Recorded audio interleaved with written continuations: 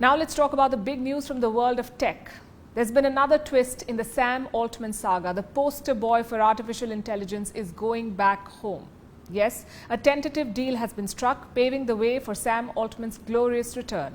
His enemies seem to have been vanquished. His friends are rejoicing, and his proverbial godfather, Microsoft CEO Satya Nadella, is breathing a sigh of relief. The story has all the drama and intrigue of a failed coup. We'll go through it chronologically, starting with Sam Altman's shock ouster. Last Thursday, he received a message. He'd been summoned by OpenAI's board of directors. He was to meet them the following day at noon. The message came from OpenAI's chief scientific officer, Ilya Sutskever. He's one of the co-founders of this company, and he was a member of the board too. Altman had his meeting with 4 out of 5 board members on Friday, and that's when he was told that he'd been sacked. 4 of the 5 board members decided on this. One key member, the chairman of the board, was kept out of the loop. That was another OpenAI co-founder, Greg Brockman.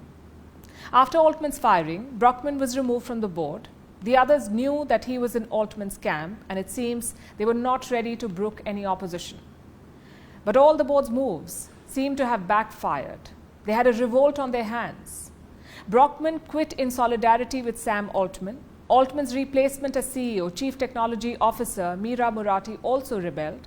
The pressure was mounting. The board agreed to revise course to try and bring Altman back, and they did this on the day they had announced his ouster.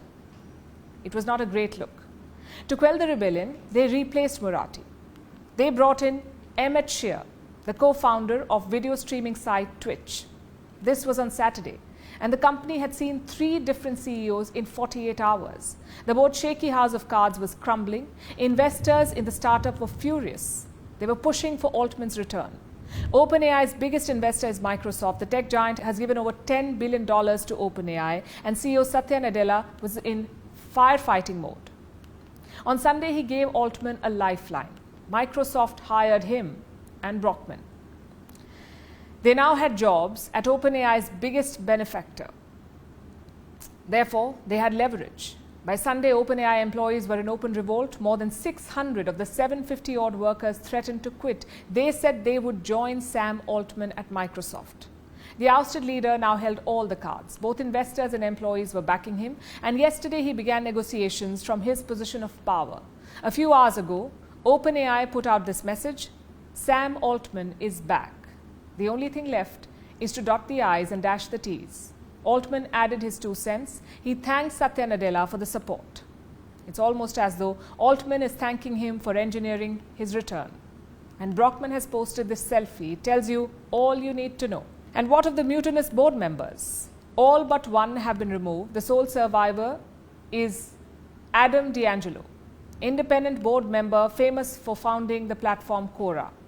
D'Angelo reportedly switched sides early on, and he's been working to bring Altman back, so it seems he gets to stick around as reward. Another mutineer who later wavered was Ilya Sutskever, the chief scientific officer. But he's off the board, and we'll find out about his ultimate fate in the days to come. The other 2 board members are out though: Geosim Systems CEO Tasha McCauley and Altman's prime nemesis, Helen Toner, a director at Georgetown's Center for Security and Emerging Technologies. Altman and Toner had been at loggerheads for a while. He wanted her out a few months ago, and this was after she wrote a critical paper on OpenAI's safety practices. It seems Sam Altman finally has his wish. After her removal, Toner put out this message. So looks like the Altman matter has truly been put to bed. But politics never sleeps, of course. OpenAI has a new interim board. It will be chaired by Brett Taylor, the former CEO, co-CEO of Salesforce. And a surprise inclusion is Lawrence Henry Summers, a 68-year-old economist who served as the director of America's National Economic Council under Barack Obama. The septuagenarian seems like a misfit on this board of young tech hotshots, but perhaps his old government contacts can help the company's expansion plans. So that's how things currently stand. Sam Altman's victory is complete. The interim board will decide on their successors soon, and Altman will likely have a seat at the table, as will his loyalists. But is there a greater role for Microsoft on the cards? Satya Nadella was instrumental in arranging this outcome. He put out this message after news of Altman's return went public. He talks about more stable, well-informed and effective governance. How much of this governance will be under his guidance?